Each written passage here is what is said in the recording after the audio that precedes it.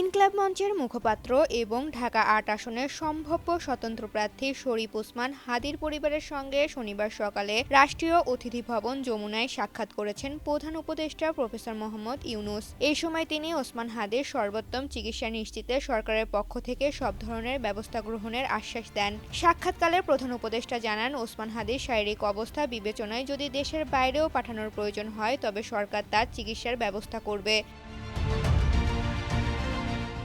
ওসমান হাদীর ভাই আবু বকর সিদ্দিকী, বোন মাসুমা এবং ইনকিলাব মঞ্চের ৩ নেতা আব্দুল আল জাবের, ফাতিমা তাসনিম জুমা ও মোহাম্মদ বোরহানউদ্দিন প্রধান উপদেষ্টার সঙ্গে দেখা করেন। ওসমান হাদীর বোন তাকে বিপ্লবী উল্লেখ করে বলেন, ওর অনেক কাজ, ওকে বেঁচে থাকতে হবে। আপনারা বিপ্লবী সরকার যে করেই হোক জুলাই বিপ্লবীদের বাঁচিয়ে রাখতে হবে। ইনকিলাব মঞ্চের নেতা আব্দুল আল জাবের দ্রুত সময়ের মধ্যে অপরাধীকে গ্রেপ্তারের দাবি জানান এবং গুলিছোড়া ব্যক্তির জামিনের প্রক্রিয়া তদন্তে দাবি করেন। ফাতিমা তাসনিম জুমা জুলাই যোদ্ধাদের সার্বিক নিরাপত্তা নিশ্চিতের দাবি জানান।